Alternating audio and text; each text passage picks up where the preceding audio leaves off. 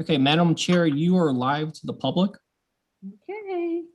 Good evening, everyone. This is the February meeting of the Havre de Grace Historic Preservation Commission. Calling the meeting to order. Would you take a roll call, Kathleen? Yes. Jean Johnson, Here. Kathy Keene, Here. I'm here. Roger's trying to get in. Candace, Here. yes. Jim, Here. Carol, Here.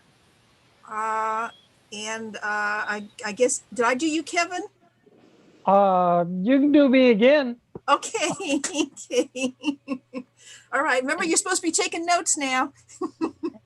And Carolyn Zinner is here also. And Carolyn Zinner, our liaison. And joining. Yeah, and Eric is there. Yeah, I was just going to say that. And Oh, yeah, joining yeah, us right, is yeah. Erica Yeah, Erica, from our the guest. City Economic Development Department. We have meetings from last time, and I only just sent them around today. I apologize. If anyone wants to make a motion to pass the minutes from last time, I'd appreciate it. I have additions. Okay. I have additions and corrections.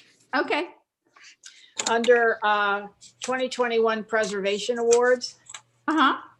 I'd like to add the actual addresses of each one of the awards. I don't think that's on here. So number 1 would be the McCombs House at 120 South Union Avenue. Yeah, I have those, Kathy. I'll add them.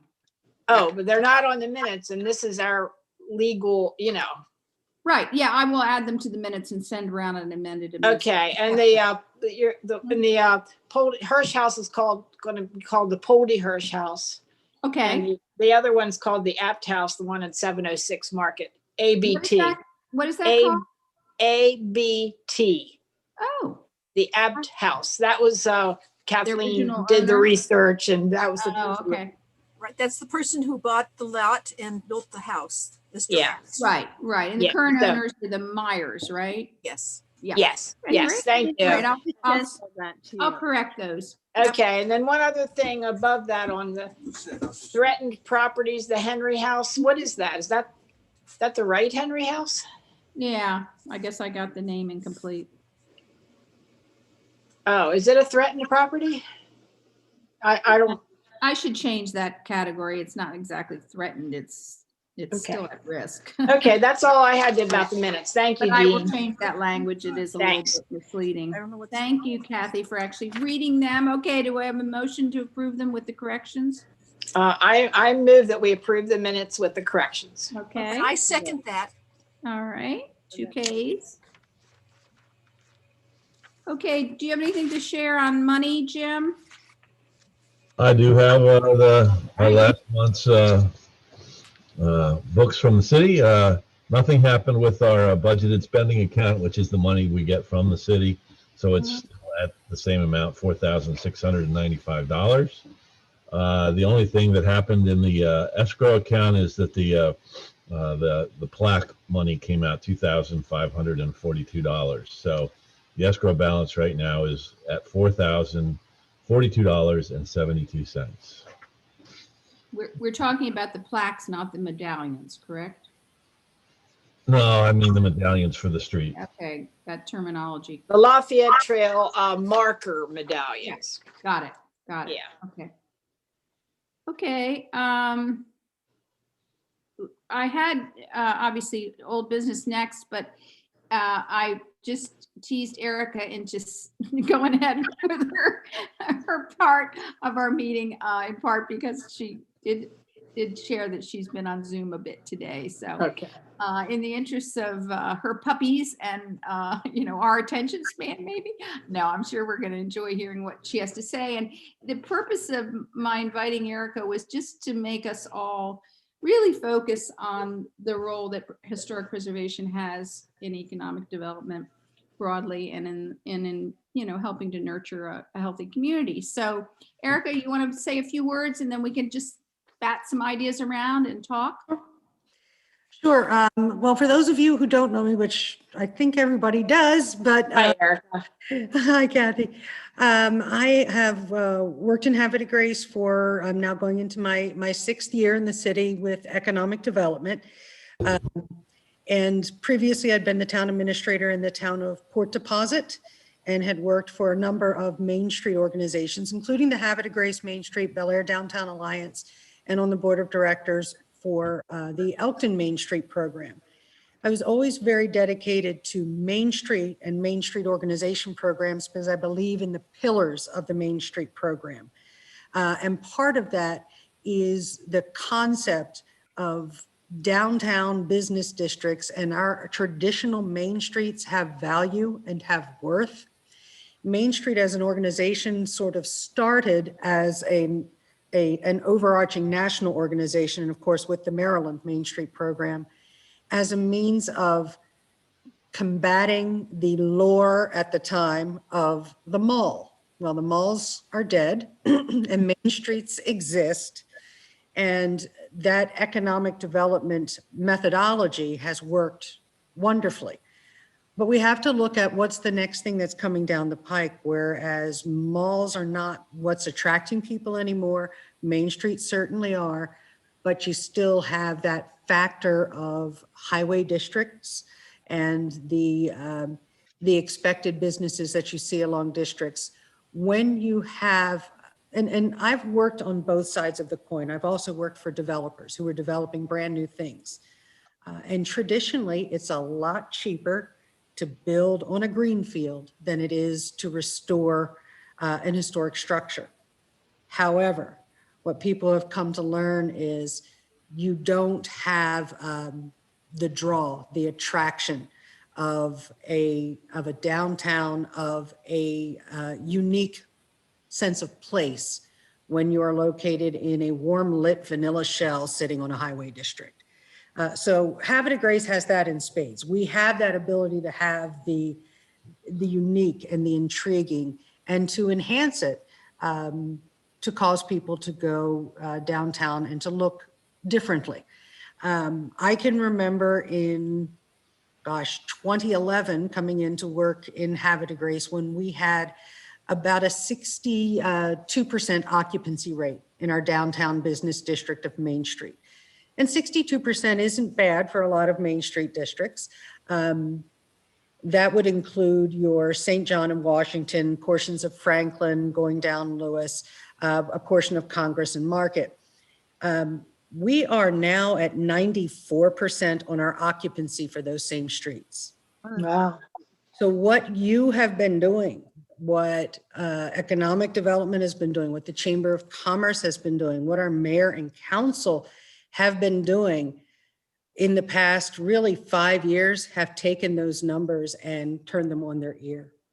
When I have people contact me, I'm working right now on a proposal for another business that wants to come into town.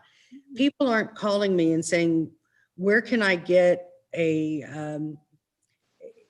space at 800 to 1,000 feet for less than $1,000 a month?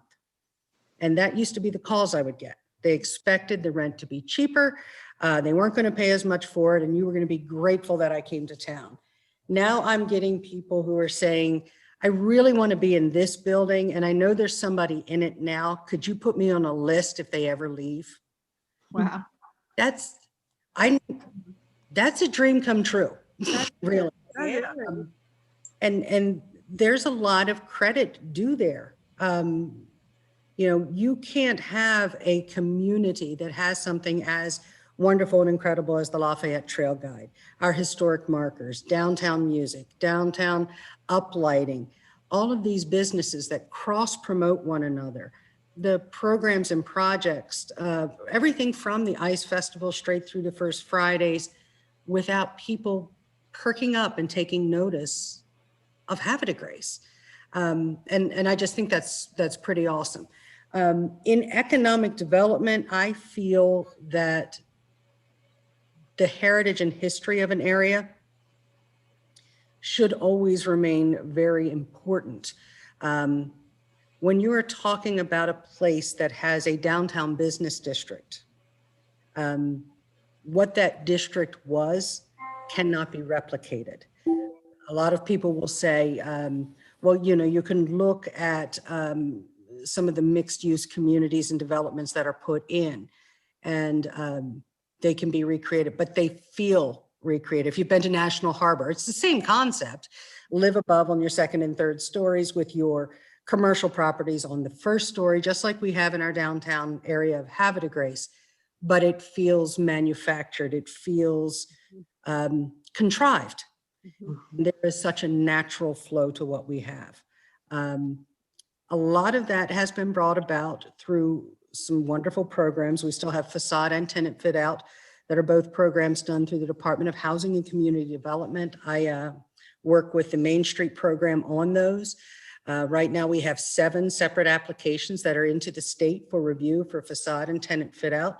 Most of those for things like awnings or repairing original wood on a building and repainting it instead of removing it and putting aluminum on, which is delightful.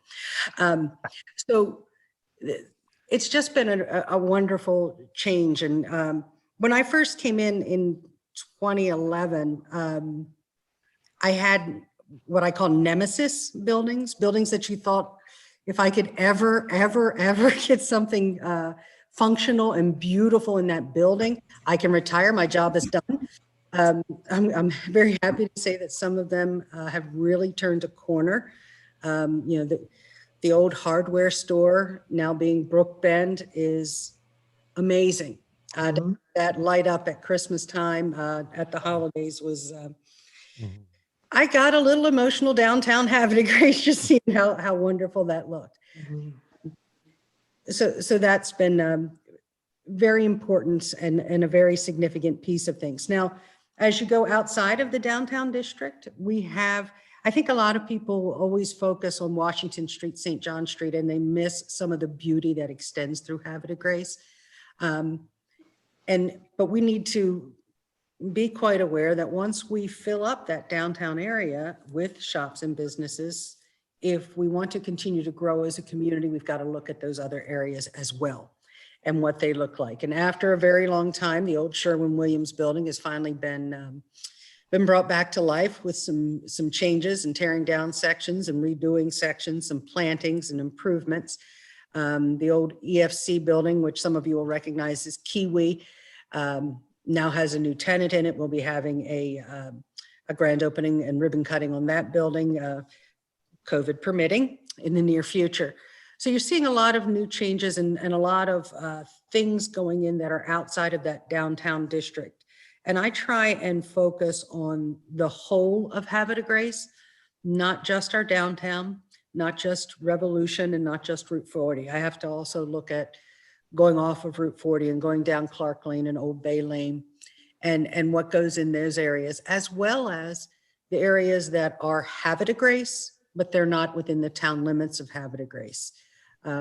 We've got some wonderful businesses that have located just outside of our town limits. They have a Havre de Grace address. They love Havre de Grace and feel just as passionate for our city. So I try and work with them and help them as well. In addition to that, I live in the area and I'm kind of a history nut. I do little posts about local history every single day, and I've written a couple books on local history and used to run a museum in the town of Port Deposit.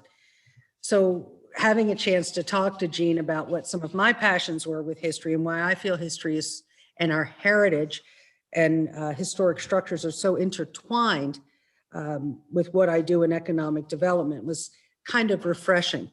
I think people who are looking to invest in communities are starting to realize, maybe through the Main Street Pillars program that have gone on, that we have a built-in draw. We have an attractant in our story, and our story can be seen visually, but Havre de Grace has taken it a step further through the Lafayette Trail, through signage, to say, here's the rest of the story. You can dig as deeply as you want.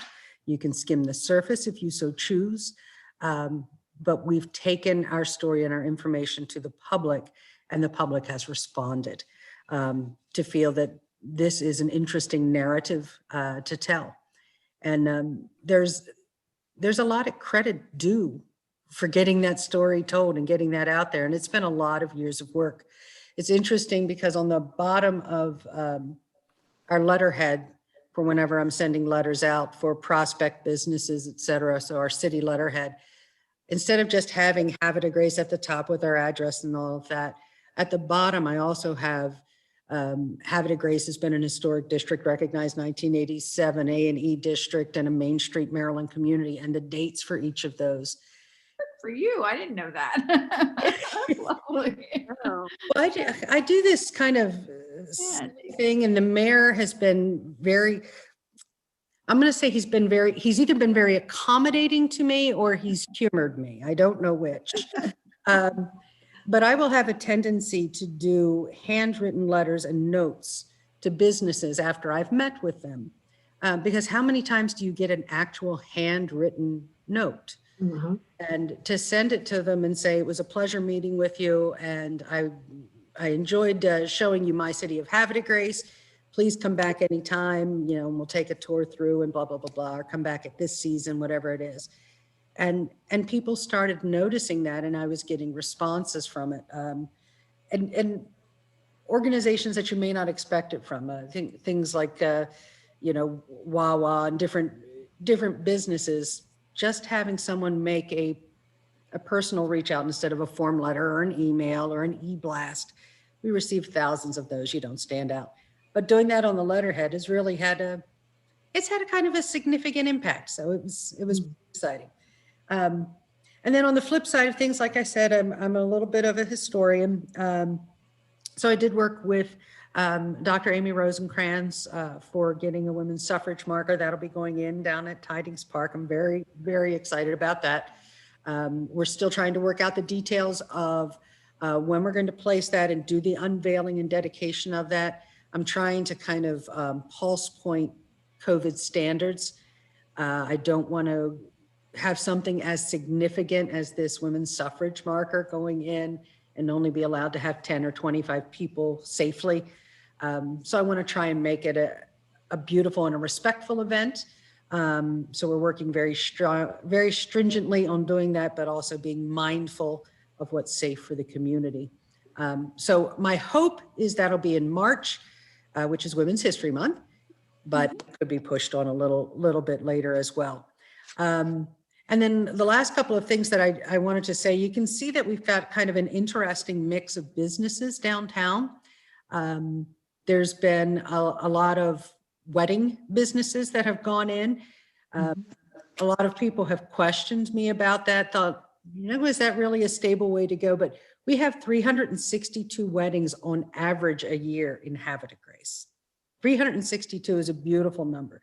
The Havre de Grace Alliance did a study and had some research done about those. And we have so many businesses that support that particular industry that it's kind of grown. It's taken on a bit of a life of its own. But we're starting to see some other businesses that are coming in that are kind of unique and niche businesses, such as gourmet foods. I've gotten a lot of calls of late of different either purveyors or restaurateurs doing things in sort of a unique way.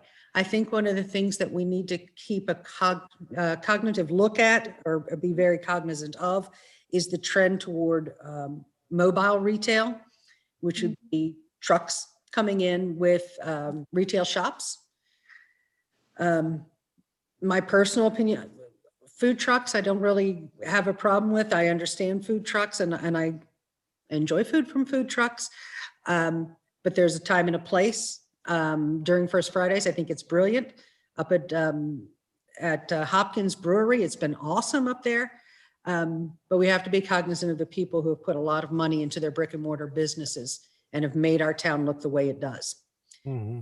So we need to look at all of those factors. It's a very fine line that you have to walk to make sure a community grows strongly together. And that's part and parcel of it. And then lastly, what I will say is, when I try and explain to people why when I'm kind of up against another community and I'm competing for a business and I'm asked the question of, why should I choose Havre de Grace over Aberdeen or Perryville or Bel Air? Yeah, I usually just look at them and say, well, I can show you the pictures again and leave it at that. But Yeah, just look around.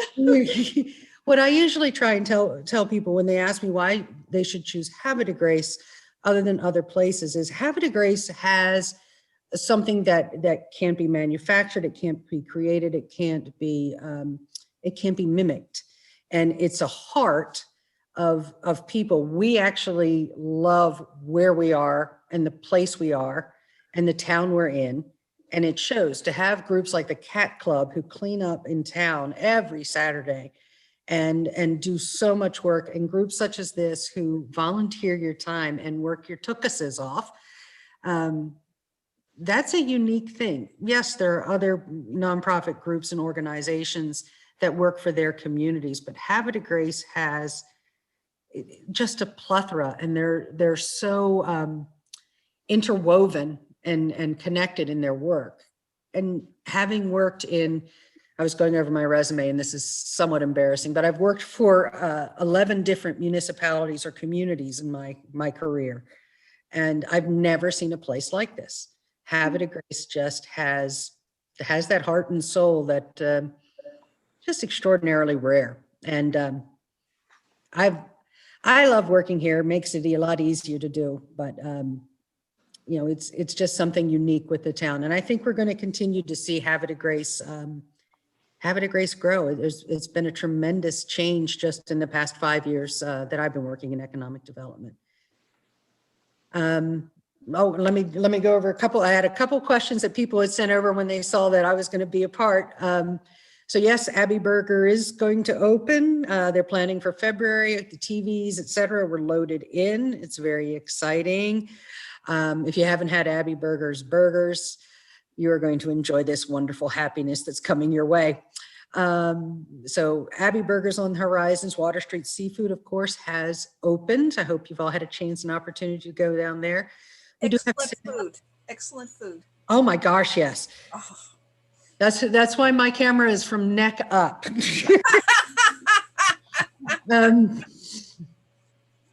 Let's see, what else do we have going on? We were very sad that Desserts by Rita did close. They're still open in Ocean City, and there's still some places where you'll be able to get some of the Dessert by Rita's deliciousness. But you know, that one was a hard one to lose. We did also lose Haxel out on Route 40. They've consolidated down to their Golden Ring location. But if you'll notice, M. Davis Engineers has gone in, and we'll be having some opening information there, especially for what they've done with the building. It's absolutely tremendous. It's very exciting to be able to go in and see some of that work on what has been done. So we have a lot of new things going on in that regard.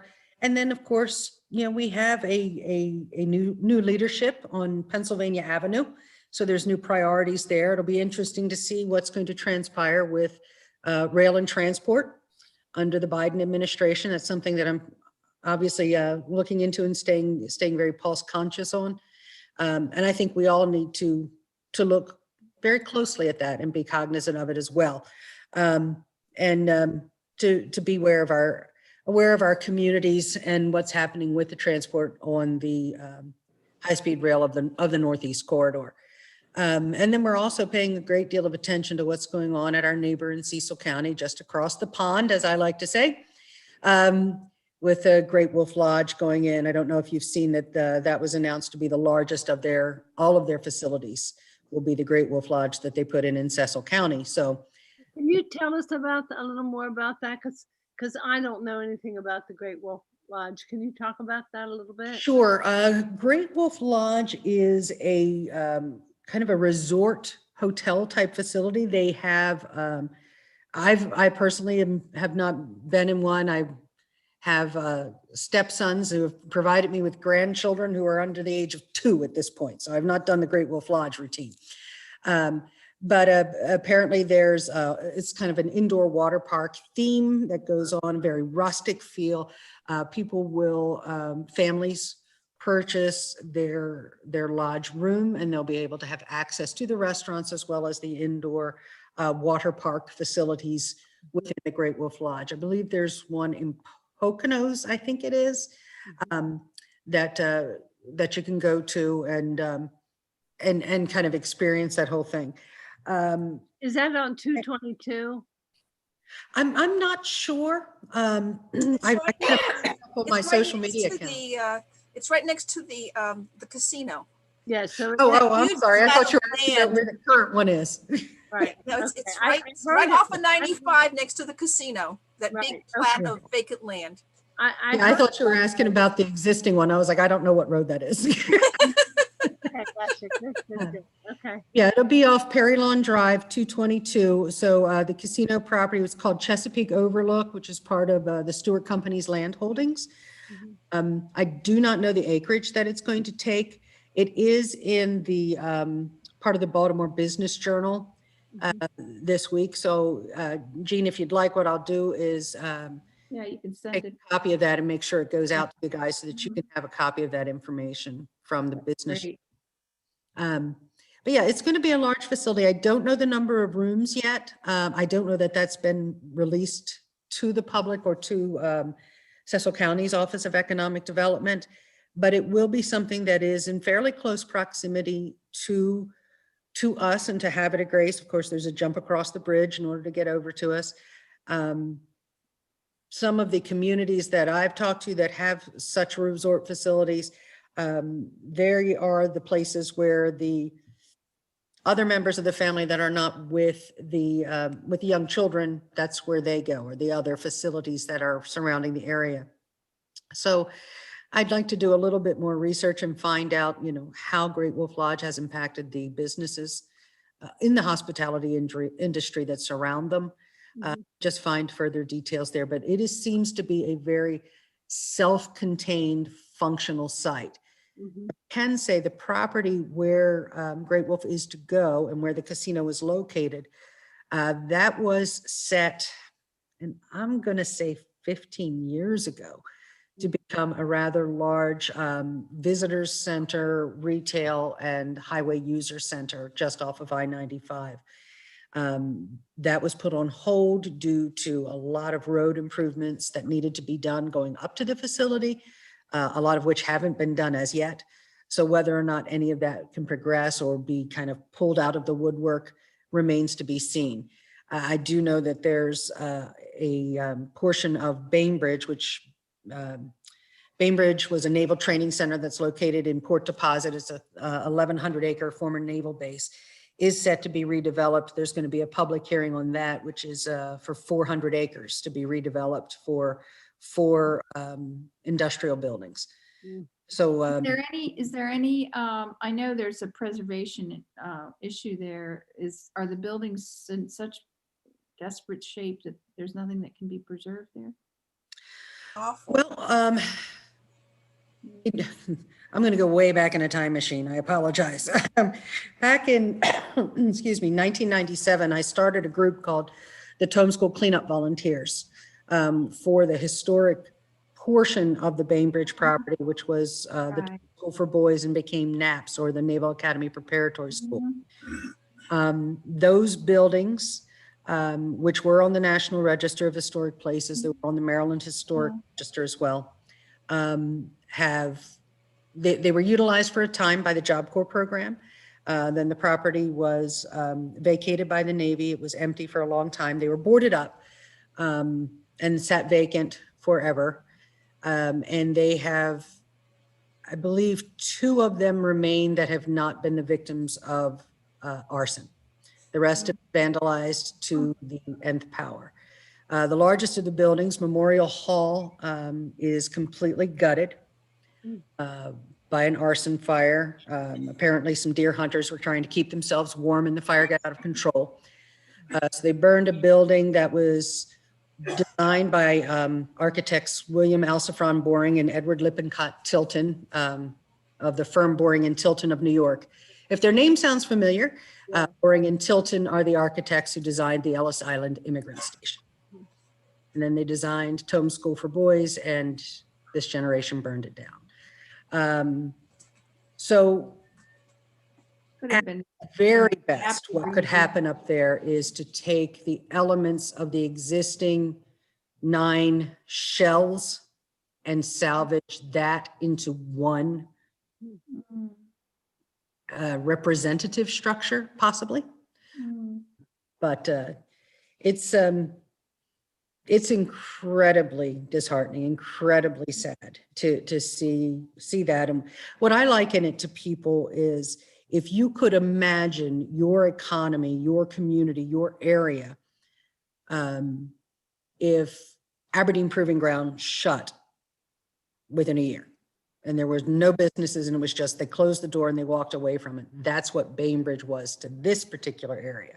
Sure. So now you have a 1,100 acres to be redeveloped, that was turned over by the federal government to the state of Maryland for redevelopment on February 14th, 2000, 21 years ago, to be redeveloped.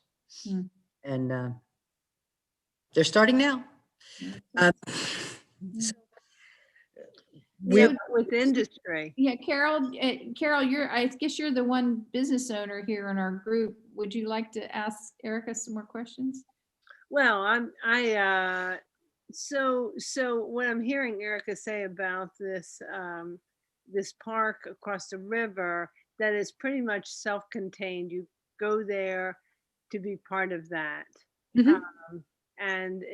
So, you're there because, and you stay overnight because you want to become part of the water park itself.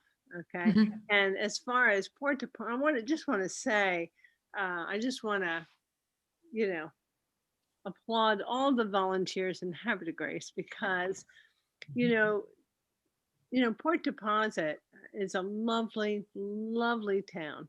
And what we have that they don't have, we have a lot, but one of the things that we have is a very strong community of volunteers. This town really cares about what happens to it, and we're very involved. We don't just care, we're involved. And I think if Port Deposit, and I just sense they don't have the strong volunteer community that we have. And I know, Erica, that you really were a part of that, and you struggled for a long time to really get Port Deposit to where it could really be. And you couldn't, I think you said you couldn't get the mayor to get involved as much as you wanted him to. But we're here, and thank God you're here with us. Well, So when you look at the difference between Port Deposit and Havre de Grace, I mean, other than size, Which is yeah, me. Port Deposit is a town of, let's see, at the last census, they were around 600 people, and they'll probably be around 530 at this census. And Havre de Grace is about 14,000 people. Wow. So you have the difference in population. You have the difference in, Port Deposit really is hemmed in between that cliff. It can't grow, but it's got Bainbridge above. Bainbridge feels completely separate from Port, but all of the things that go on up there, all of the unattractiveness kind of does roll downhill. With Havre de Grace, it just has that built-in community spirit, that vim and vigor to move things forward. And there is an institutional will within the elected body, Yeah. as well as within the groups. And, with a lot of the towns that I've worked with, you'll have a certain business. Well, I know when I stayed over at the Spencer Silver with Carol, she knew exactly, who I was, and then that I could figure out my way around Havre de Grace, but she still offered me places that I should go downtown and enjoy the city of Havre de Grace. And I thought that was awesome. And I can't tell you how many places I've been in where the business owners do that. Oh, I don't have one of those, but why don't you go down to Lyons Pharmacy? I think they've got T-shirts that have the lighthouse on it. And That's true, Erica. That is so true.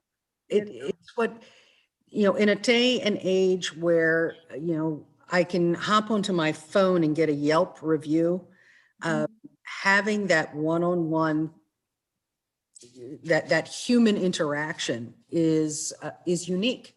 And we've always done it in Havre de Grace, but now it's become the way to promote yourself is the word of mouth and that sort of, I mean, we cannot ignore the social media presence. We cannot ignore having an opportunity to market and promote ourselves.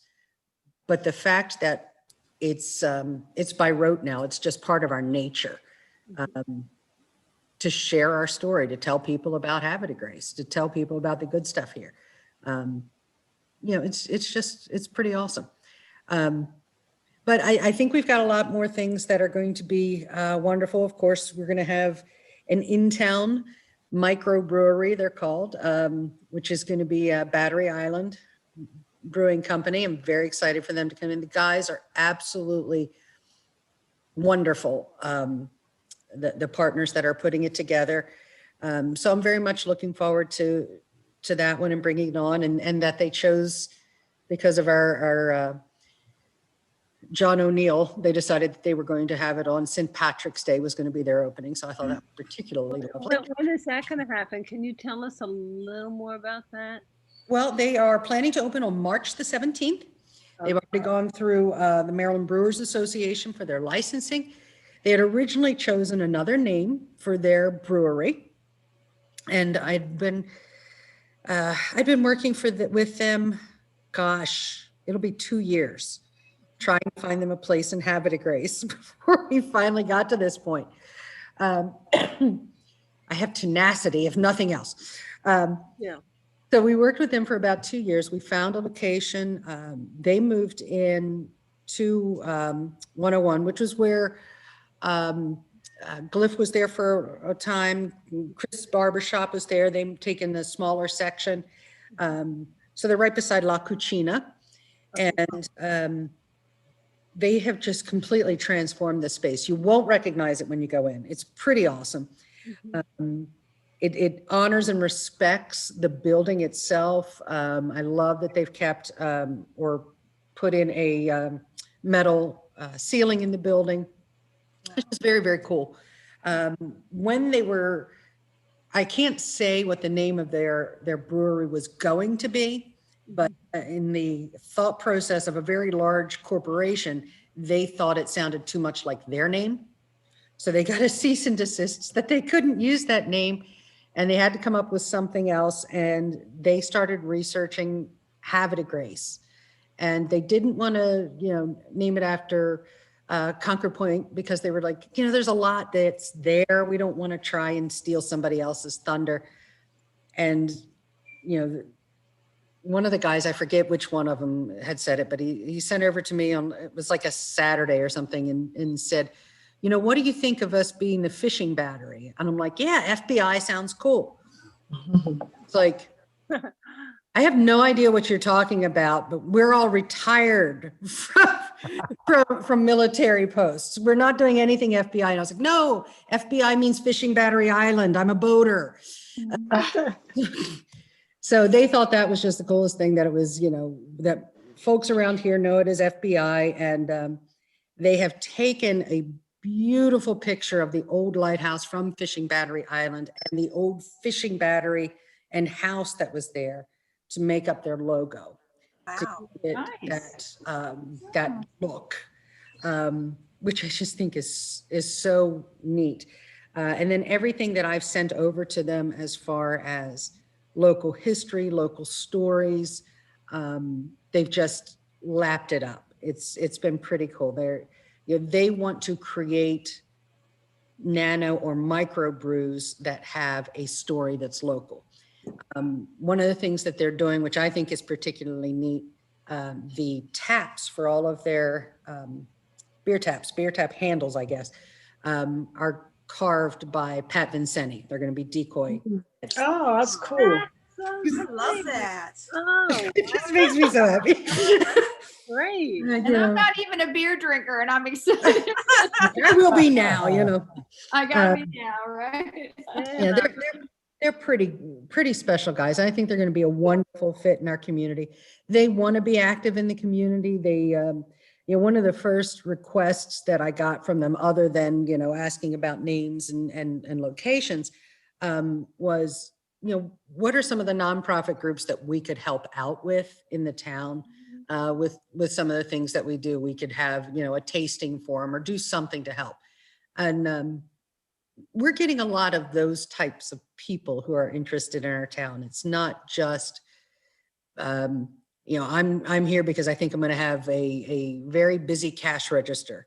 Mhm. Yeah, that's part of it. But they're also here because they want to be a part of Havre Grace, and contribute to that which makes Havre Grace great.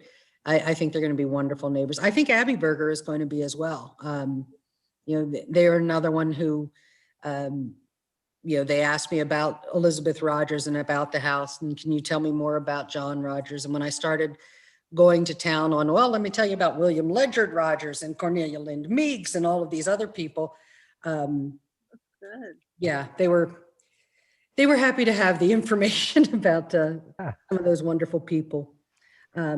So I think it's going to be a great summer if we can all get the shot in the arm, so that we can get a shot in the arm would be great. Right. Erica? Yes, Hi, I'm Candace. I just moved here less than 2 years ago. And actually, everything you've mentioned, you did a fantastic job, by the way. It was very interesting. So much of what you mentioned is why my husband and I moved our family here, and really excited about it. But the one thing I want to ask you, as soon as I realized that I could get this information maybe from you, is what's going to happen with the Glyph building? I'm dying. We walk by that building. I'm like, something cool's got to go in there some point, right? Yes, yes. It's a wonderful building. Former bank building was BB&T, was its last financial enterprise. We have shown it a number of times. I've shown it to a couple of breweries who've expressed a lot of interest in it. I've shown it to a restaurant as well, who has expressed an interest. I don't know that a restaurant's gonna be a go. It would take an awful lot to get it to that point because of what you would need to do through health department code. Not outside the realm of possibility, but yeah, that's a big nugget you're gonna have to tackle. The building itself is owned by a local developer, and the parking lot is frequently used for some of the weddings that are held in downtown on the weekends. So one of the hard things is if the parking area is going to continue to be used for special events on weekends, that makes it kind of harder to sell it for the restaurant or a brewery or something like this. Weekends are your hard business line. Yeah. I have heard from the property owner that they are actively working with someone on the building. So we're all going to keep our fingers crossed on it. But yeah, there's been a tremendous amount of interest in the building because it's lovely. It is. And It's so such a unique. stately presence. Yeah. Yeah. I mean, we do have a new user who's gone into PNC. We have a purchaser for that building. Ooh, Good. that's great. Yeah. That's another cool building with those Oh, it's a big wonderful windows. Any details on that? The PNC building is going to be it's going to be a corporate office. It is for a construction company that specializes in a lot of interesting renovation and restoration work. They are going to have their corporate offices there, and they have a great deal of love and respect for the architecture of Havre de Grace, and are a little bit better versed on architecture than I am. When I was talking to them, they actually will be doing a lot of their client meetings there, and are very interested in working with the community for having some tours that go through, some events hosted, that sort of thing within the building.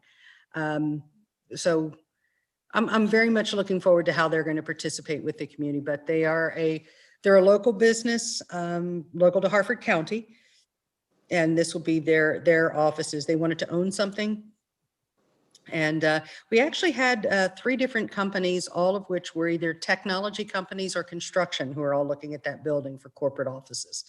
So that was quite unique.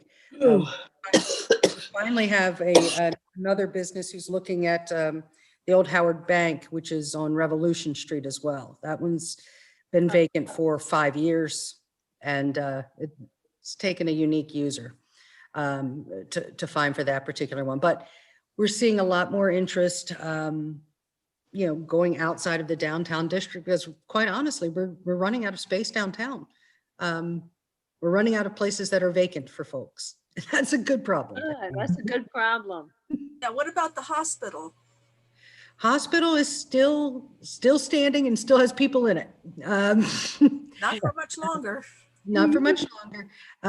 The hospital is closing, as we've all read. The freestanding medical facility will be opening in Aberdeen.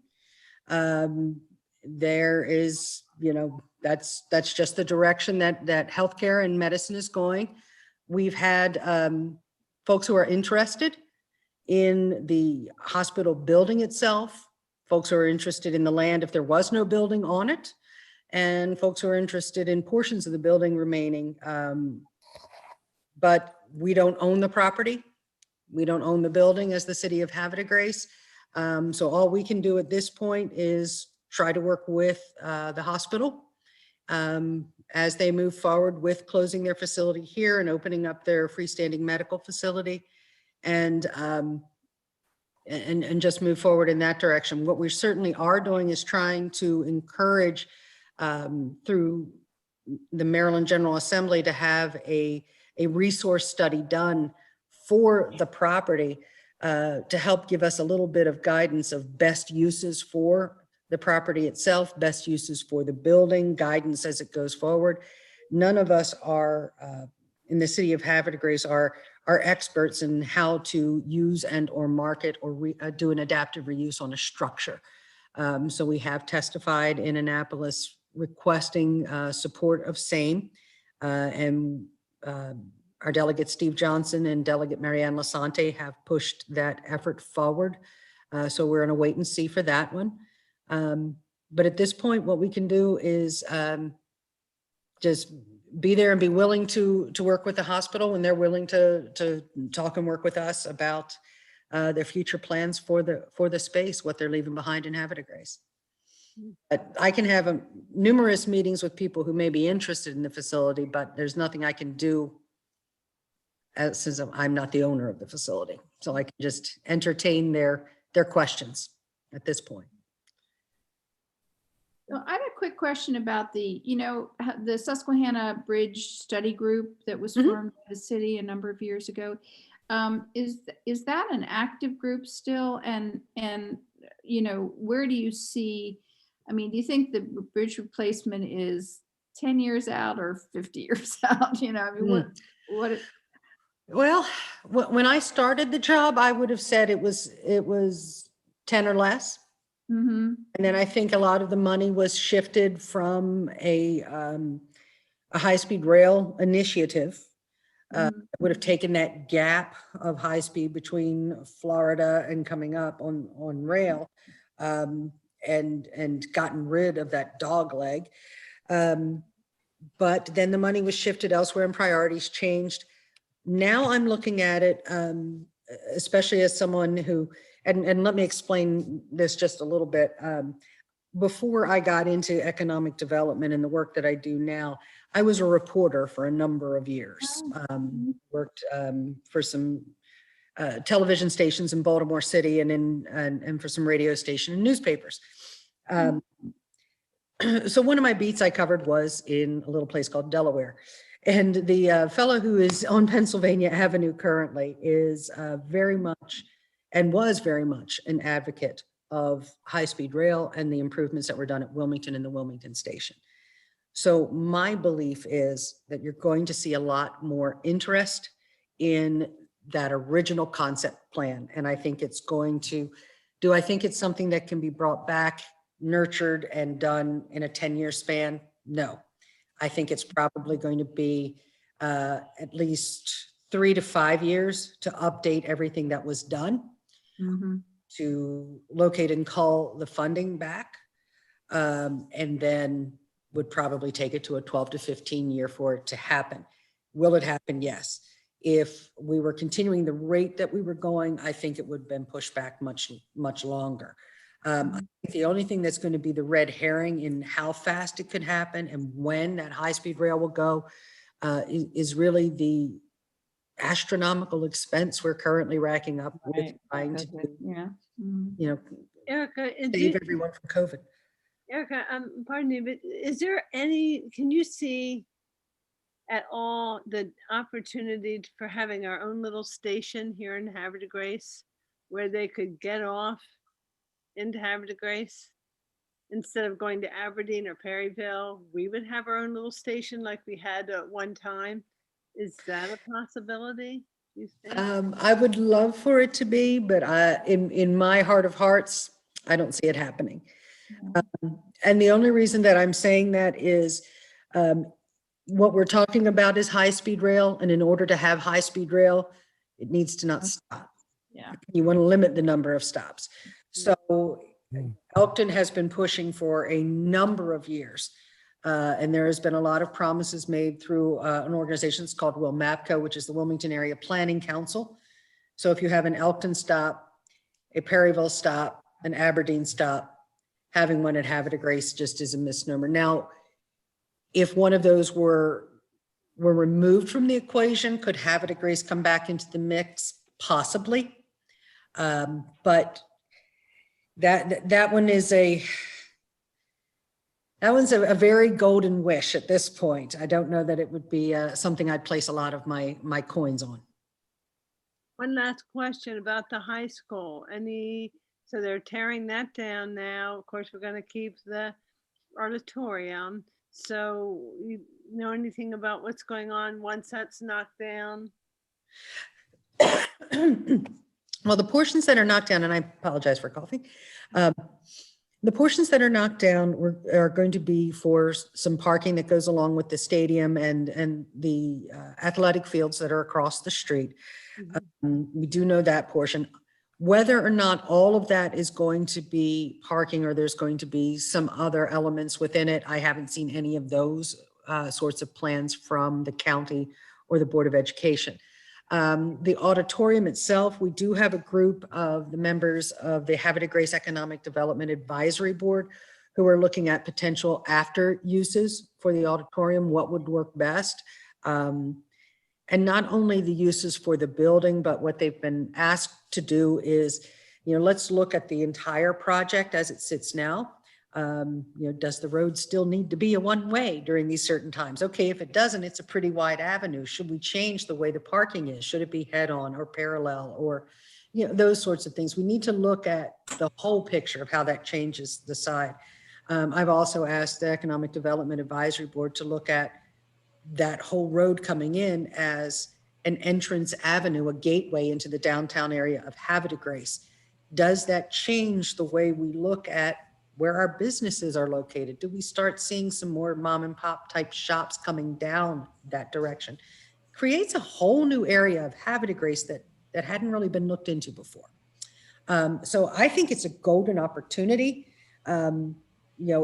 My office looks over the tear down site at present. And it's a hard thing to look at. It's not the easiest thing in the world. But it's an opportunity. I have to look at it that way and look at what the future can hold for that area. I mean, when we look at a full study of what the auditorium could or should be and look at it from a practical sense, also asking professionals from other areas, for example, Westminster, who has a Carroll Art Center and that sort of thing. How's it working for you? What should we do? Should we operate this in a different way? Then we'll see best practices. I think that's an important element of it, to see where it should go from there. I mean, there's always a very good likelihood that, when studies look at the existing property, that they may point us in a direction that's something we hadn't even thought of. So I like to keep an open mind about where we go and where we should look at things. But right now, the thing that's most intriguing to me is that whole wide avenue, and how that can change as a gateway into Havre de Grace. That's my big thing. Wow. Taking up so much of your time, Jean. I am sorry. Oh, no, I think this is well worth it personally, and I learned a lot, and, you know, I'm sure Erica would be happy to answer individual questions people have, observations, sharing information, and really, thanks so much, Erica, for coming on. I know this is above and beyond. And maybe we'll see you at First Friday or something when we have those. I'm one of those people. Just pull my string and let me talk. We'll go in history forever. No, I learned a lot. I really appreciate it. And again, everybody else, I'm sure, shares that. So yeah, lots going on. Thanks again, Erica. If you want. Thank you, Erica. Thank you. Thank you. Thank you. Please Bye, do. everyone. Thanks. Bye-bye. Bye, Erica. Okay, well, that was interesting. I hope everybody felt that as well. Let's get going on the rest of the stuff so we don't keep everybody too long. I Good night, know- everyone. I know, I was just gonna say, I know Candace and Carolyn. Oh. Good night, Candace. Thanks. Man, Bye, can't do. everyone. Bye-bye. Bye. Bye, take care. Let's see, actually, Want Carolyn. everybody to know Carolyn- that Yeah, there's two of us here now. Yeah, I'm still here. And I've been here for about 7:15. Okay, Yeah, yeah. I could I got see, I kicked could out. see you. I don't know Roger. why I got kicked out, but we'll Yeah, deal we'll, with that we'll later. hope that doesn't So, happen again. Whoever's taking the minutes. Kevin. Yeah, Kevin is. He got can hit note in you're here by present. 7:15. Yes, please. Carolyn, you, Yeah, I was, think you could share a little bit about what we talked about. yeah, and then I really have to go. Sure. All right, so I wanted to talk about the list, the heritage properties list, and I Yes. had a conversation with Steve Amatoria, and we talked about the name heritage properties. So one of the thoughts is that there would, if you all like that name, want to keep that name for that particular list, they'd be looking at maybe creating a logo and then also creating some type of plaque that could go on to each one of those properties. The other thing that they're looking at is creating a program similar to what we recently passed in terms of reimbursement for properties that are being converted from offices into single-family homes again. To do that for properties that have historic significance, that people, instead of tearing them down, maybe are willing to put some money into it and then get a reimbursement up to a certain amount. It can't exceed what they put in, and it can't exceed, I don't think, the taxes that they pay each year, but it's usually a 5-year program, I think was the one that we had recently passed. Steve talked to me about doing it as an ordinance because it has more, being codified, it has more Yeah. protections than a resolution, because a resolution can be changed with the next council if they choose to do it. So that's that. And the one thing that he did want to caution everybody about is that right now we're doing a lot with city planning and also with the budget. So it's probably not going to be really taken up again until the summer. We also talked about putting these heritage properties on the website, maybe listing them. So they're open for ideas along those lines too. But I know that as a group, we've talked about, getting more exposure to that list of properties and then maybe adding some more in the future.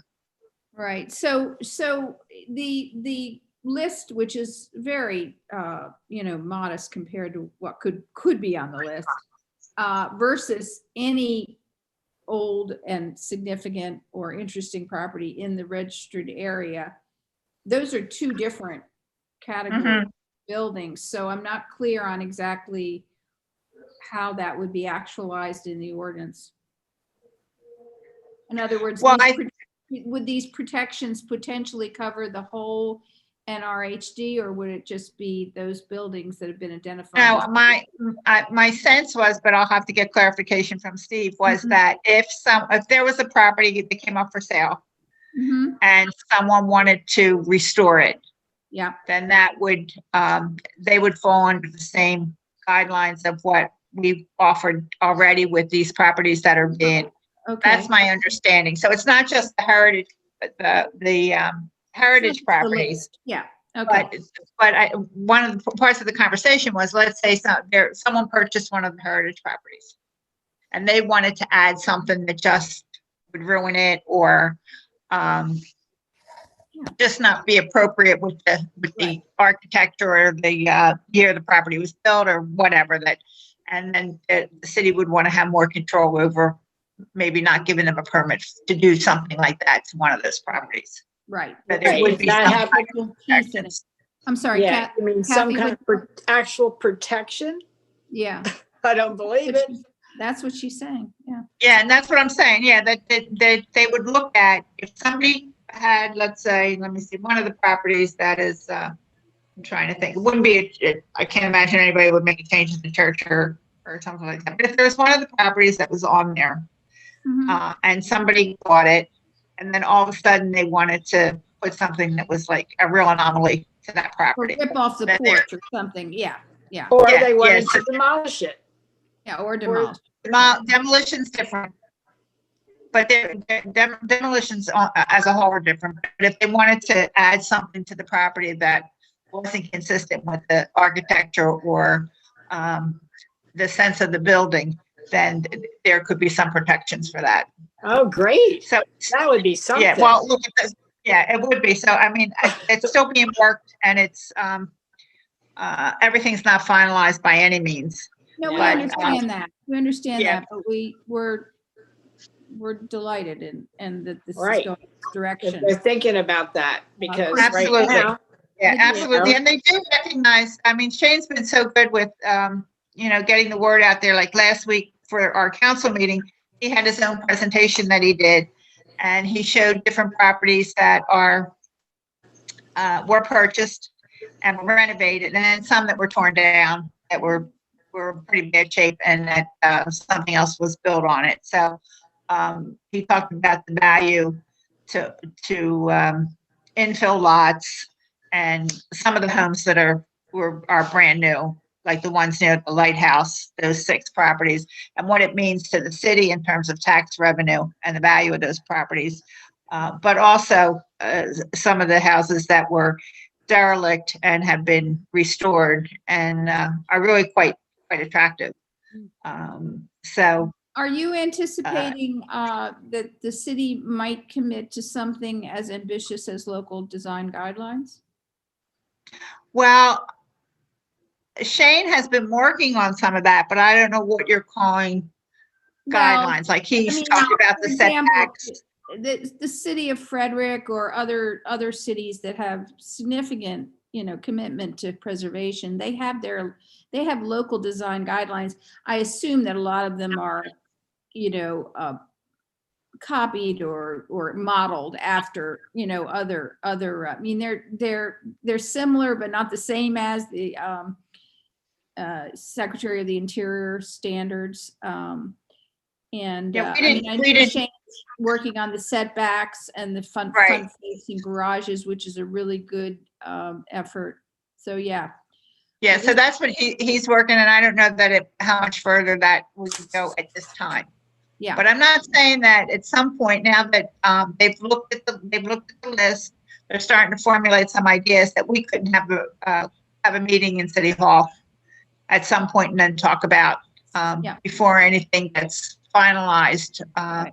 What a list, let's say, create a list of the things that we'd like to see, and they could be prioritized in terms of protections That's great. okay, or thank you. incentives, incentives for property owners to restore instead of just tear down.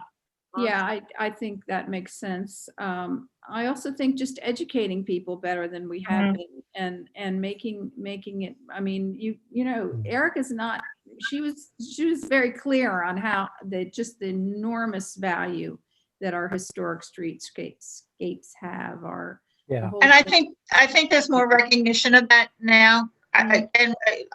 Shane's done a great job in terms of bringing that out. And then each time I have an opportunity, I talk about it as well at council meetings. So Yeah, I noticed that, Carolyn. Good for you. You gotta stay in there and cheerlead for us. We'll have to get you a t-shirt that says. right. Save our Yeah, history. so I do see since I've been on council for what, almost 2 years now. Well, yeah, 2 years. It was 2 years in November. I have seen a shift. Mhm. And I definitely for the better. And so I do think, progress is being made. And I think we can, have a little bit more of a voice as once all this, there's a lot of work that Shane's doing on planning. Oops, we lost you. Carolyn, we lost you. She's muted. There we go. Okay. So along with the, I lost my train of thought. What is it? Oh, it's also the legislative session in Annapolis. So they're keeping an eye on a lot of stuff there. And then the budgets. They're the big things that'll be taken up probably until May. And then after that, we can start looking and maybe providing a little bit more feedback too.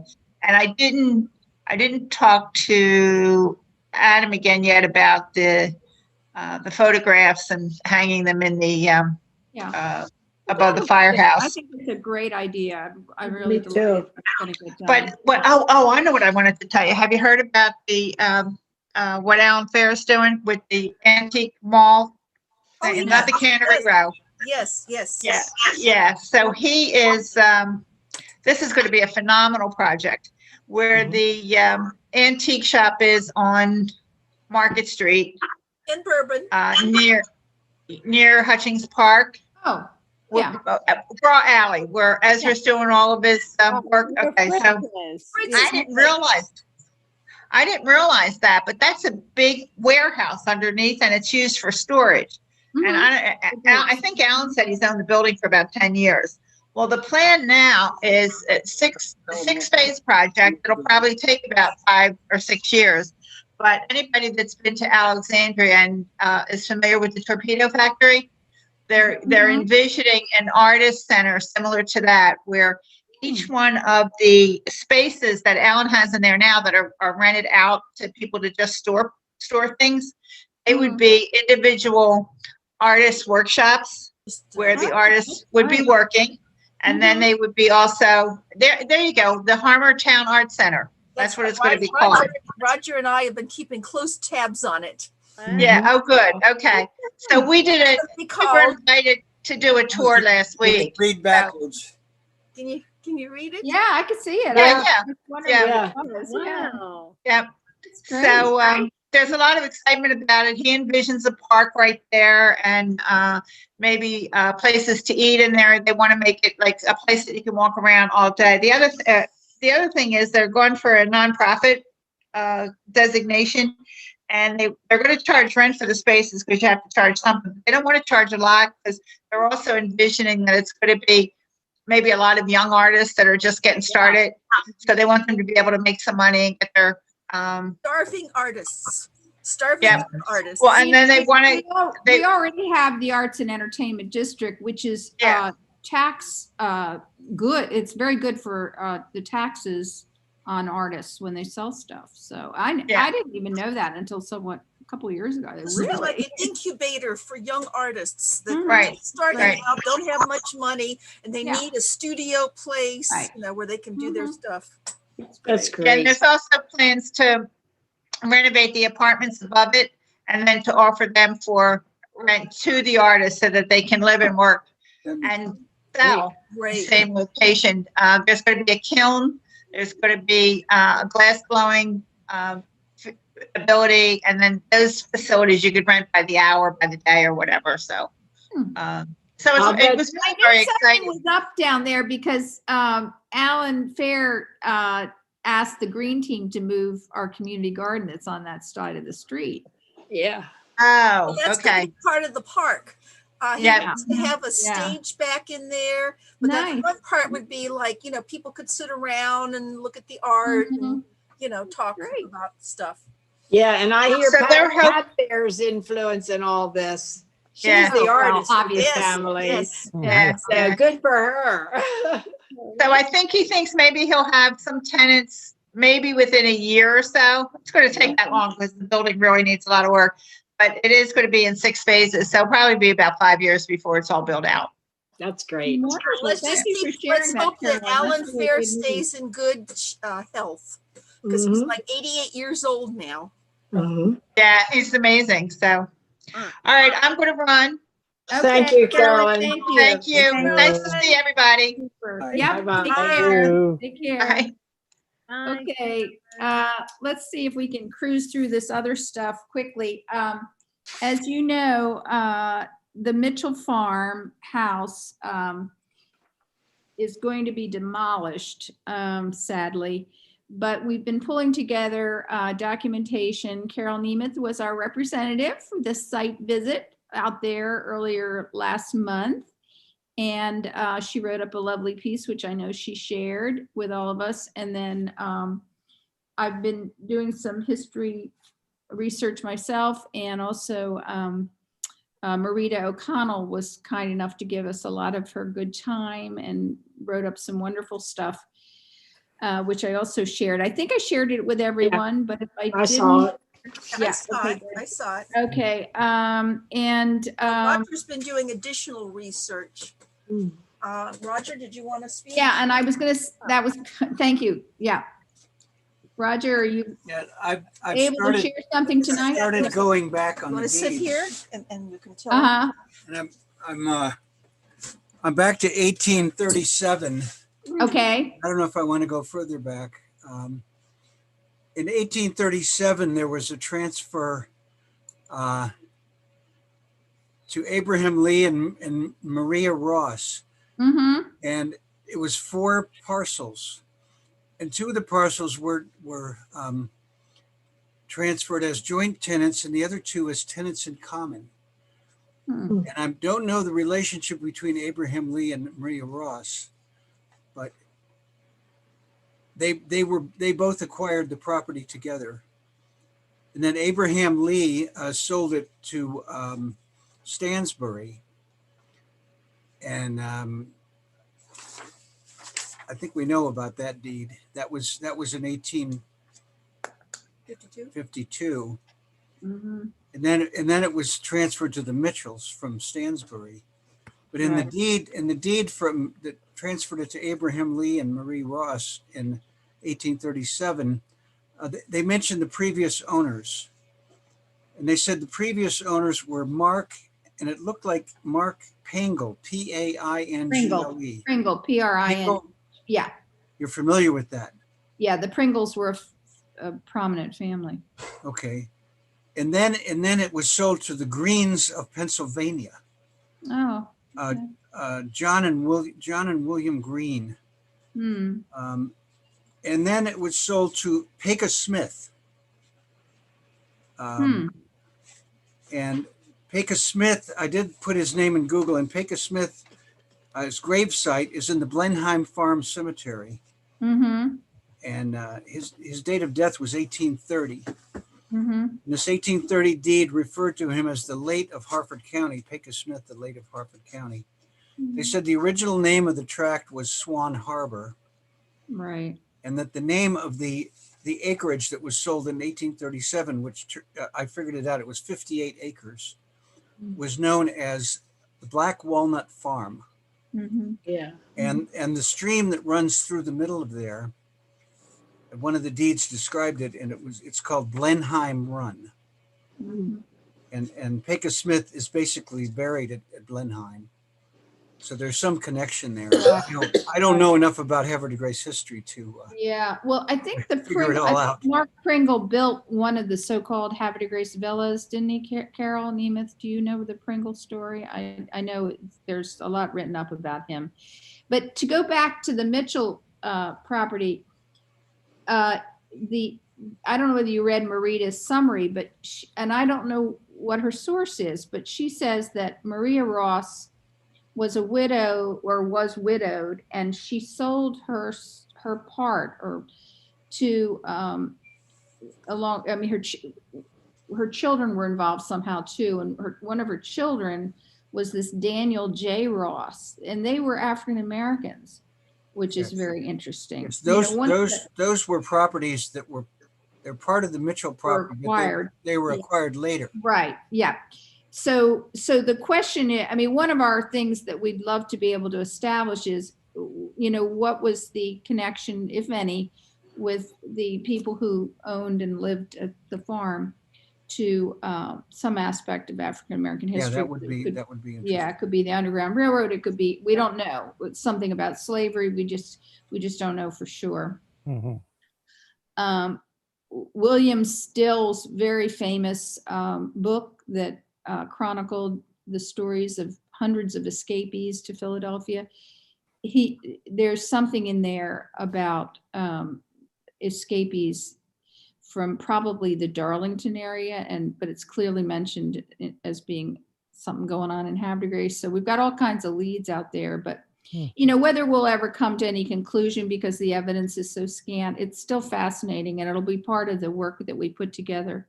Well, know, One of the deeds for the auxiliary properties, not the main Mitchell property, but the Uh-huh. Mitchells did acquire it in the 1850s. Uh-huh. One of the deeds, the first deed said that it was purchased for $45. Really? Oh, And then the that's- next deed a year later said it was purchased for $400 and some dollars. Hmm, So that kind of Maybe it was- indicates that in the meantime, a house was built on it. right, or something, yeah. And one of the some questions way is to how many value. houses were on that property? Mm-hmm, mm-hmm. I So, don't think you may could I ever ask, figure that out. right, oh, yeah, it's so hard to sort out this kind of informal subdividing and stuff. Were you using both 1919 Pulaski Highway and 1921? They're both on the same parcel. Okay, all right, because that was obviously not an address that existed Yeah, back. and the old deeds didn't have the addresses. Right, right.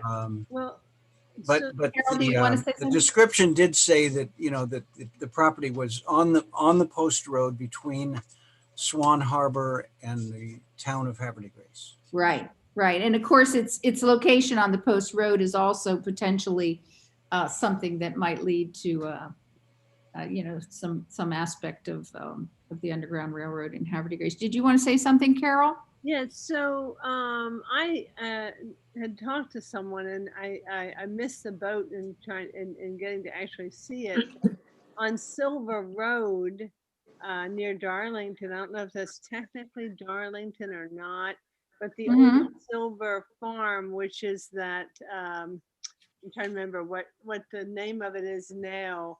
That's where is Jim still here at the meeting? Jim's still here. I don't hear him. So Jim's anyway, here. So I can see Jim. anyway, the old Silver, I can't see him. So anyway, the old Silver Farm there in Darlington, it actually had a physical tunnel leading from the river, because the Silvers, who are the descendants of these Silvers in this house, would they were part of the Underground Railroad. And they were, I think they were Quakers. I was going to say the very large Quaker community in the Darlington, Berkeley area were obviously part of, So I the can abolitionists. Yeah. imagine there being a Yeah. movement of. Of course, there were other sides of the story in Havre de Grace too. There were people who were profiting from the Right. catching slaves. And I only recently learned that this incredibly important Supreme Court case called Prigg, that all evolved around the fate of a slave in Hartford County. So there's so much to learn. But anyway, all right. So Roger, can you you know, at some point, there's absolutely no rush on this, just kind of put this together in a document and Yeah, we I'll try to throw write it it into up. the pile of things we have. Yeah. Pretty complicated. The I other thing know, was that I know. this Abraham Lee and the deed from Abraham Lee to Stansbury states Mhm. that they're brothers. Oh, they have different last names. I put Right. in that email that I sent out. I put Uh-huh. that we were brothers and they must have shared the same mother but different fathers. Oh, Possibly, yeah. Oh, interesting. But do you have any reason to think that the Stansberries were African Americans, that they were free-born blacks? I don't or know. you There's just- nothing in the deeds that say anything about it. Yeah. The deeds don't say colored or, of Negro Right, descent right. or anything. But the Stansbury name, and also, Marita discovered in her explorations that the family believes that the property had been acquired, or some parcel of it, from a black family. Mhm. So I don't know. Especially in the 1850s, things were pretty unstable for black people in Maryland. Well, if Yeah. Abraham Lee and Maria Ross, were African American, or that she Mhm. was, Mm-hmm. this deed in 1837 Mm-hmm. is pretty early. Yes, it is. And I didn't go back further. I could try to go back further. Well, you probably remember in Marita's thing, she identifies Maria Ross's son, Daniel J. Ross, as having worked in the Havre de Grace waterworks. Yeah. And I asked Diane Clare about that, and she said, "Oh yes, there was some kind of a spring or a well or something on Warren Street, and it was before, obviously, we had a municipal water system." And then I happened upon information about Daniel Ross that was interesting. There were apparently conventions all over the country of African Americans who were, seeking policies that would be less horrible for their lives. And there was one in Baltimore, and he was one of two men who represented Harford County. They're called the Colored Conventions, and they were done all over the country. And they're Frederick Douglass happened to be at that one, and they're really interesting reading. But anyway, I think we'll continue to gather information about the Mitchell farm, and sort of archive that stuff so that it's kept going forward. Okay. Let's see. The whole thing, Kathy and I talked yesterday about the whole demolition request process from the city planning department, and I've kind of lost track of things on that, and so Kathy is gonna kind of shepherd that process through. I'll ask Shane to notify both Kathy and me, and then we'll make sure that a vote is taken and that a letter is written. I know in previous work with Ron, he's usually just handled that whole thing, but I'd like to share the letter with you all as well. So we have 618 Concord Street and 1921 Pulaski Highway. I think we're all in agreement that, sadly, those demolitions will be done. But going forward, I think we'll just try to formalize it a little bit more. And hopefully Shane will not mind that process. but I mean, we don't know for sure if we actually voted on them, or did we?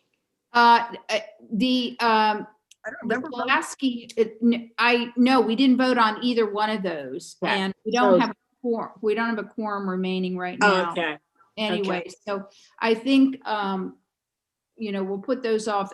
I think there should be a formal vote. You're right, Kathy. But if everyone's. Because okay with- usually the way it's been working and the way it will work now is I'll get the request from Shane, and you'll of course Mhm. know all about it. And Right. then I'll put it on the agenda, Yes, and then we'll vote on them. And they usually send us a picture of the Mhm. house and the address, and we'll tell people. yes, yeah. Maybe, I don't know if it's appropriate to tell people by email, this is the demolition request we got, go out and look at it, whatever you need to do. It is. I don't have a problem with that. I think we have to, obviously these demolition requests can come in any time in between. Right. Between our Right. regular scheduled meetings. So, and if people want to go take a look, or do some other kind of research, that I think that's entirely appropriate. Yeah, and I then we, know from from the city planning department, I think they genuinely want to keep us informed as, expeditiously as they can, but it sounds like in some cases, they haven't really had that kind of lead time. yeah, I think we're supposed to have 45 days to. Right, we before are, have to- yeah, Before we have to exactly. respond to Yeah. it. And then we usually, well, the way Ron used to do it, we would Mhm. usually vote, most of the time, we voted against a lot of the demolitions that Right, were right. in our historic district. And then he would explain why, what Yeah. value the property was. So Exactly. that, I don't know about writing this big letter that he does, but I don't mind writing the letter. I just don't want to, we just want it to get to happen, to get through. And Yeah. I'd be glad to make sure this happens. yeah, and we'll figure this out as it Yeah. goes on, but I think we recognize that we needed something a little bit tighter. Okay, well, I'll Yeah. be glad to take that responsibility. Great. Thank So thank you, also, I Kathy. have to say that before COVID hit, Mhm. we had talked about, and I had compiled from everyone, when we give a response to a demolition, it's not yes or no, it's why. Yes, and that's the letter, yeah.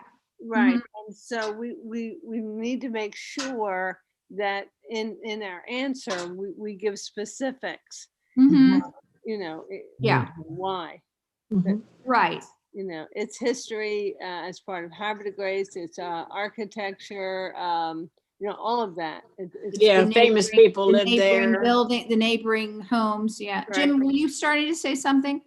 Yeah, but it's not about all of the mechanics of this. It's, Hmm. I think you have a quorum if you wanted to conduct votes. You only have to have half the committee to have a Oh, quorum. okay, you're right, yeah. All right, well, why don't we, okay, well, you want to go ahead and then vote on the two properties that we've Let's had vote most on 'em. recently? Let's vote on them. It's kind of pro forma, but yeah, okay. All right, who wants to make a motion about 618 Concord Street? I make a motion that we vote on whether 618 Concord Street should be demolished or not. Okay. Someone want to second it? I second it. Okay. All in favor of sending a letter to be written by Jean with a draft going to all of you before I send it, that the Historic Preservation Commission acquiesces to the decision, to the demolition of I don't think we should. let's say to the, no, yeah, you're right. That's too mushy. Approves or disapproves. How are we going to do this? Yeah, because I think the motion has to say, I move that we approve this demolition, or I move that we don't. And see, I think the motion has to be that, in a way like that. Right. Okay. I'm So not, are you moving that we approve then, Kathy? I don't know, because I don't like approving this one. I don't because- either. I want to say You know, that I don't want to demolish the building, so I I'm don't either. going to vote against demolition. Yeah, I don't agree with demolishing that building. I mean, so, Rolling, I move that we approve the demolition and then we can vote yes or no on it. And Right, good idea, Jim. so you Okay, can- changing So your we have motion. a motion by Jim that we, to approve the demolition of 618 Concord Street. Right. Okay, let's vote. You want to just poll the vote? Kevin, you want to make sure we get this? Oh, yeah. We're voting on approving the Oh. demolition of 618 Concord Street. How do you vote, Kathy? Or whoever wants to go first? I mean, this is I all vote Against we're the to do. demolition. I I'm vote sorry? no. I vote no. Who Jim? knows? I vote yes. Okay. Roger, I vote yes. 1, 2. Carol? Heartbreaking. I know, it's I'll jump in. hard. I'll vote yes. Yeah, I'll vote yes. I will vote yes too. Okay.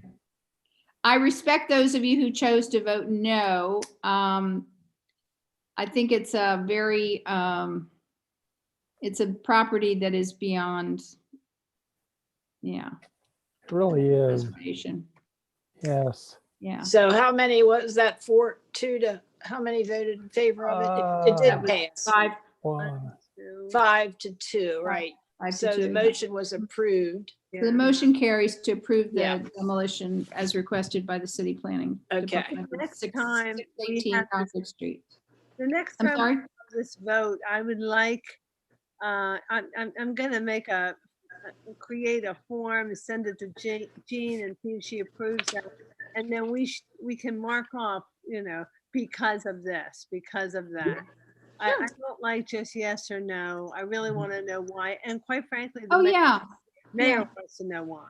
Right, Yeah. and it could be good in the letter we write. It could say, several members voted against this. It did pass, but this was the reservations we have about it, that kind of thing. That's a great Yeah. idea. We need to do that. We need to Absolutely. give Yeah. us specific reasons. Yeah, I Okay. agree. I'll be right back. Yeah, myself, after looking at the property and looking at the photos, it doesn't seem to have a lot of architectural significance. Yeah. And it doesn't seem to have any owners that had any significance. Uh-huh. And the condition of it was appalling. Yeah, Yeah. it hasn't been lived Yeah, in. I see those points very well. I just, Yeah. I just think that it's a part of our architectural history. The house dates from before 1900. Yeah. We're able to get that far back in the deeds. After that, the property belonged to a Mitchell and a lady, Mrs. Mitchell. Here we go again with the I Mitchell. don't remember her name. But she owned like 200 properties in town. So we Wow. couldn't go any further back, Yeah. but, Wow. and it is in a floodplain, so. Yeah. True. so, All right, the minute Carol comes back, we're going to vote on, or we're going to take a motion to okay. approve the demolition of the farmhouse and outbuildings at 1921 Pulaski Highway. So come back, Carol. Well, I'm glad we're getting this done.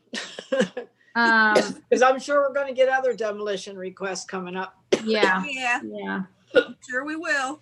Yeah. Can I bring something that's not germane to this while Carol's away? Yeah. Just so we aren't just sitting around. So I'm fairly new on the committee.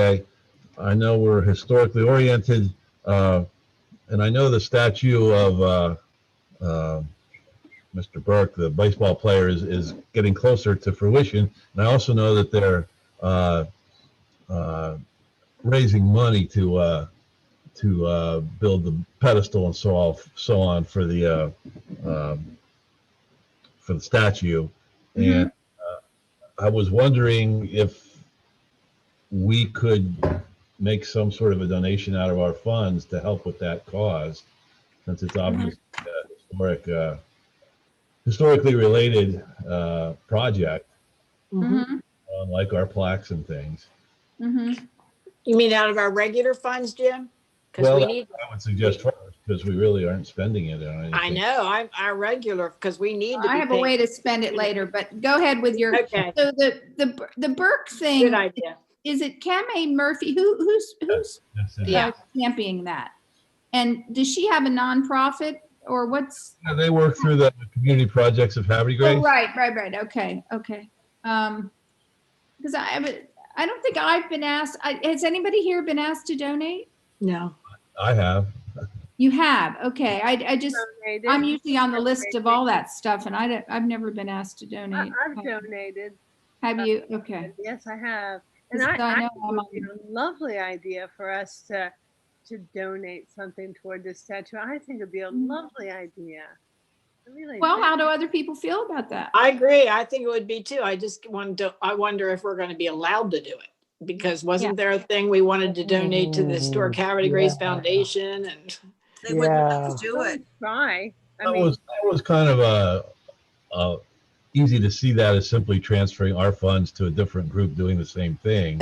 Yeah, yeah, true. This is a donation for an actual physical thing like the plaques that we put out.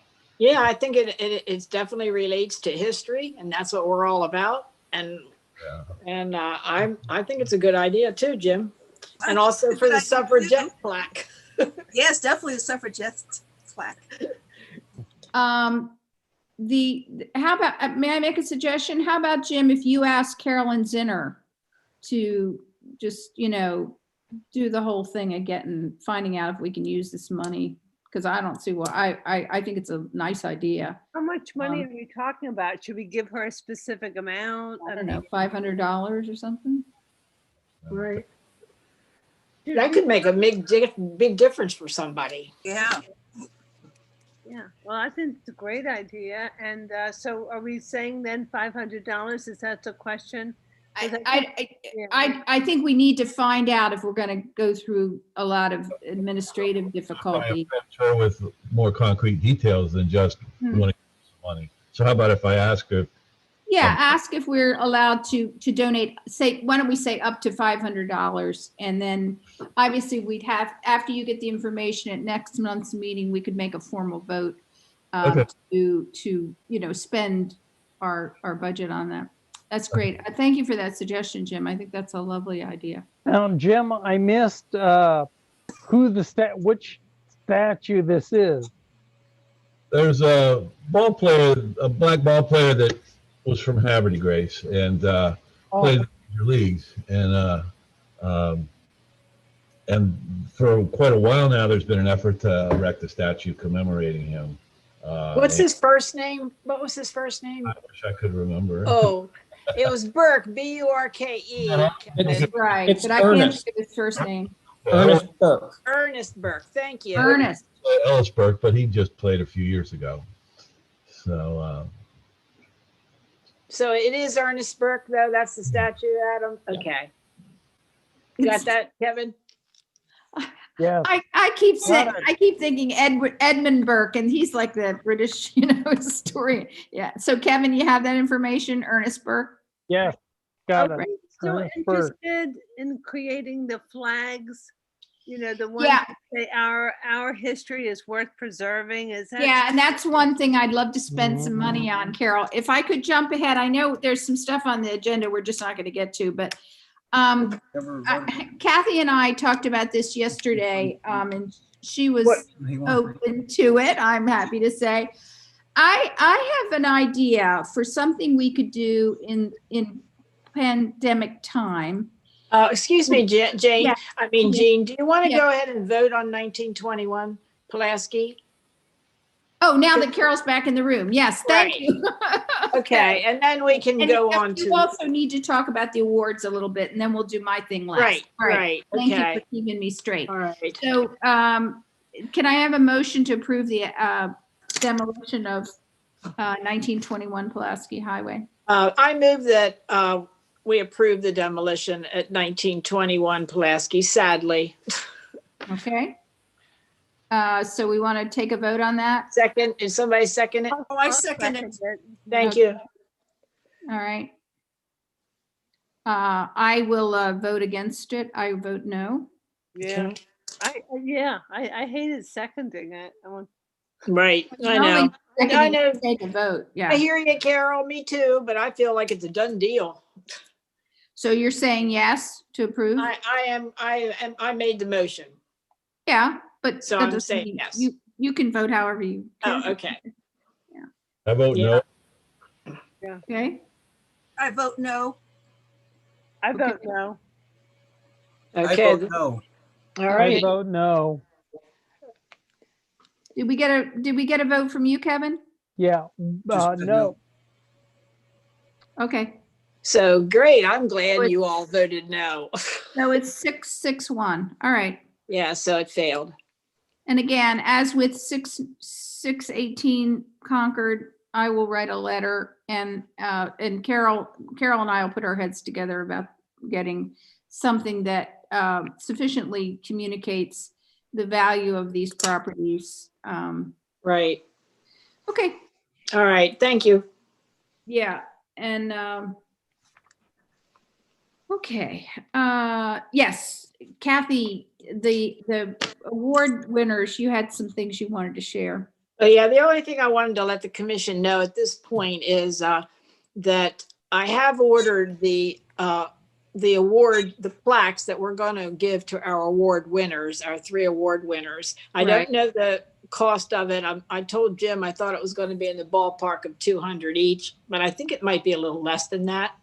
Okay, And so he hasn't given me the invoice or anything, the company, but they're going to send the invoice, Jim, to Historic Cavity Grace Foundation, so it will come in our mailbox, and then you can get it and take it to George, all that. I figured that was the way we ought to handle our invoices, right? you meant come to Havre de Grace Historic Preservation Commission, not the foundation. Not the foundation. I mean, the commission. It would Yeah, I go- knew, then it I would knew go you knew to- what you meant. I just, Then correctly. the Okay, invoice would go to our mailbox, and Jim Right. checks our Right. mailboxes. Then I can Yep. get George. Yeah. sounds And then great. you would take care of it from there. And I also told him to send the plaques to me.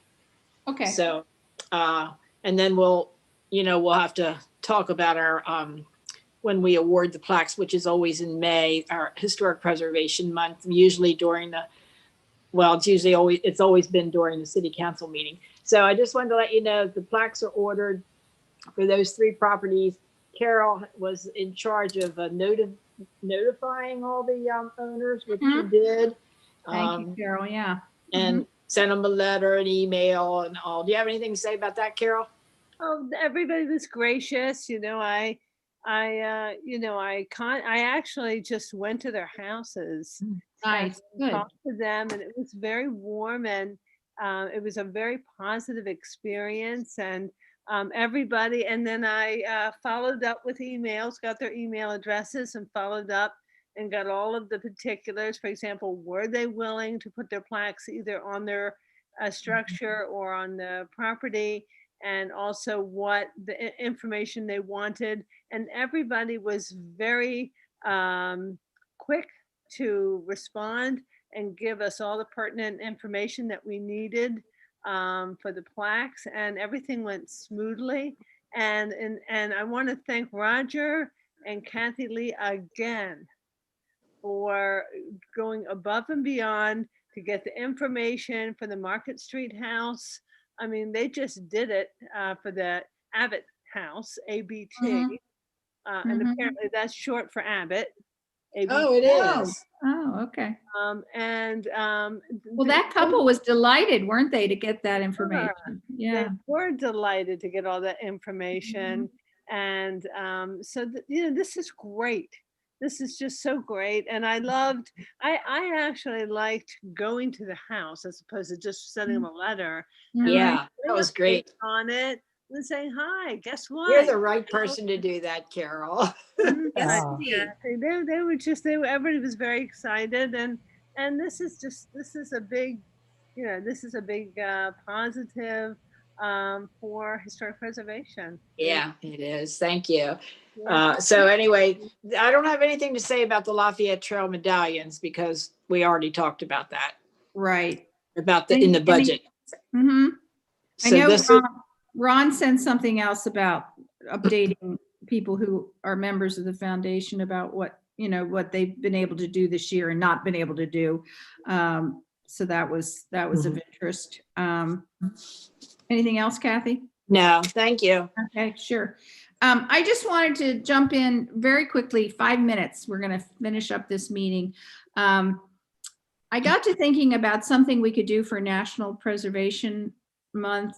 In addition to awarding the people the plaques at the city council meeting, which I think is a nice thing to do. I just think we need to do something that gets the word out a little bit more vigorously. And I thought of the idea of doing a tour. It would not be a lead tour. It would just be things that people could walk around town.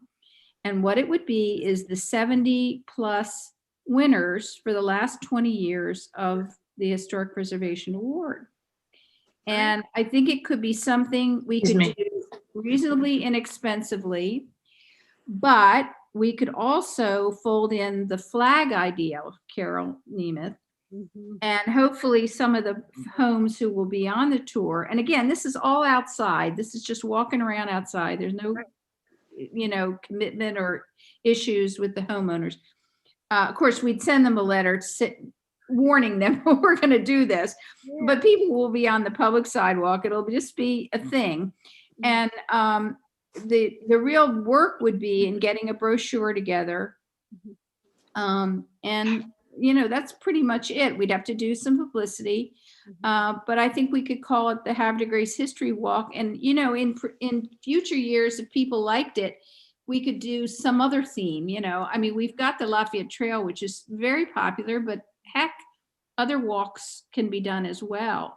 So, there could be a walk about African American history, or there could be a walk about, John O'Neill specifically, or, whatever.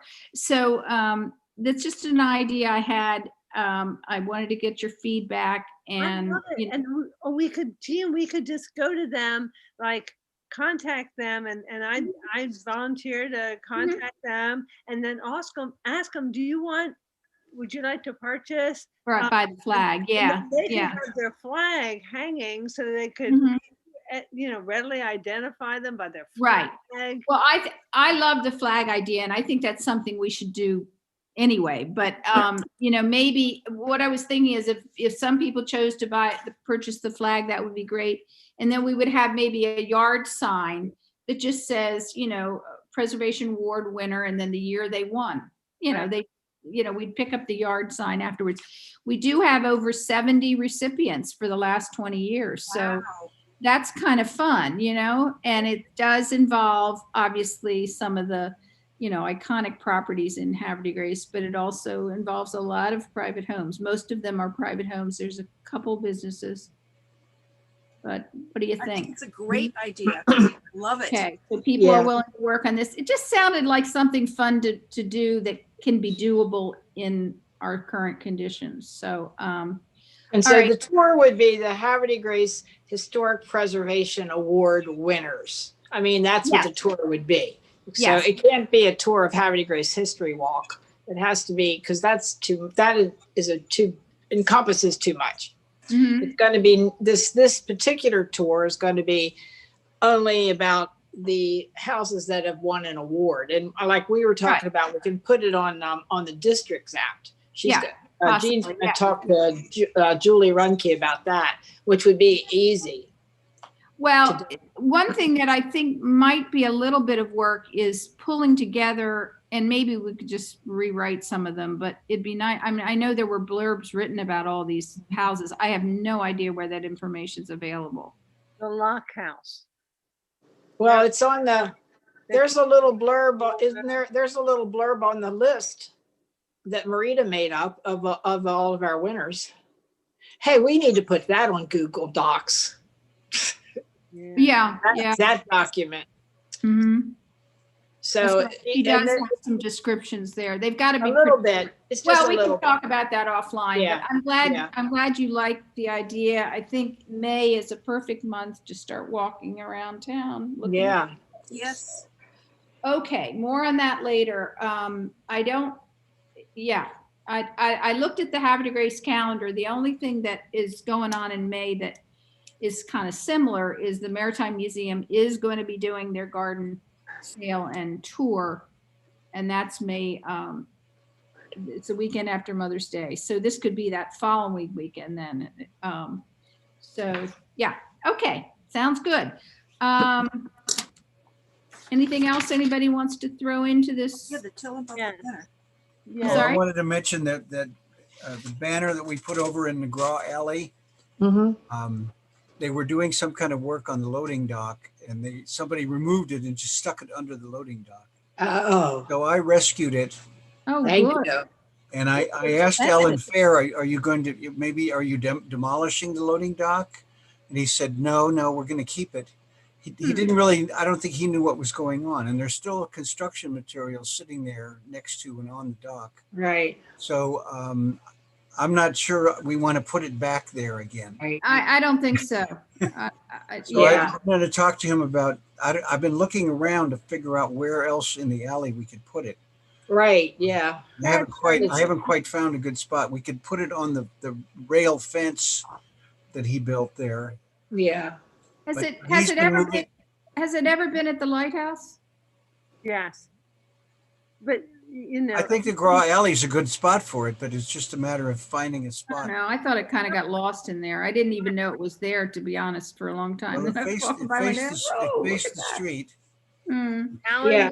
Taylor had And see, Roger built a frame for it. So it's not just a flag Oh. flopping around in the wind. I mean, it's Oh, on I a didn't even know. solid frame. So Mhm. that is really, that made a big difference. Yeah, Putting it Alan, on That is the frame. smart. Yeah. That was his idea and his work. yeah. My feeling, Roger, is, yeah, do whatever you think makes sense, Yeah. you know, that's going to protect it from getting damaged. Obviously, you did the frame, which is great. So, Well, Alan Um, Thayer but- wanted it in the front. His great vision mm, was to have it in front. And of Yeah. course, I have to say, he loved it. That's the one that says our history is worth It's preserving. worth preserving, right? It's Yeah. it belongs there. Yeah, It's got the Graw on it. Yeah. Yeah, the race. It has the horse on it. racehorses, right? Well, Ellen told me, oh, you can put it back now, but I don't want to. All right. Well, All right. how about Um, this? How of those, how- of those getting him to design, buy it? Get him to buy one. We can take. Yeah, he didn't buy it. We bought it and gave it Yeah, to we him. got it. Yeah. So well, we didn't give it to him, by the way. We No, allowed it's it not to be. his. No, it belongs to this. Oh, board. okay. one of his Yeah. own. I mean, we're happy that he likes it, but the designs that we had done at Big House, I thought were wonderful. And Carol, would you mind checking in with Paula and see if we could if she does flags? I don't even know if she does flags, but if she does flags, she's got that copy, that file, you know, from when we did the banners. Sure. We did it in 2018, in the summer of 2018, and I have that because I worked on that, and I have the designs. I'm sure she has them on file too. But the flags aren't going to be cheap, I don't think. No. Yeah, but if you could check and see how, yeah, I mean, if they could be purchased for say $30 or $40, I don't know. Do you think people would be open to? No. Yeah, whatever. Okay. No. All right, let's Hey. finish Who made the flags before? the banners, big size. Yeah, Big Yeah. House sign. Well- They did. Oh, the yeah. banners, but we're talking about flags. Sorry. Yeah, but she did such a lovely job with those banners that if we could Yeah. could utilize that same design some way Yeah. or similar design or something, that would be nice. Yeah. Jim's throwing a toy for his dog. I see this. Maybe it's time to adjourn the meeting then, everybody. All Oh right. yeah, I'm beat. Thank you, Adam. Thanks, No Adam. problem. Yeah, thank you, Adam. And, 9:05, 6:05, whatever. We're over and out. 9:06 or Okay. something like that. okay, good night.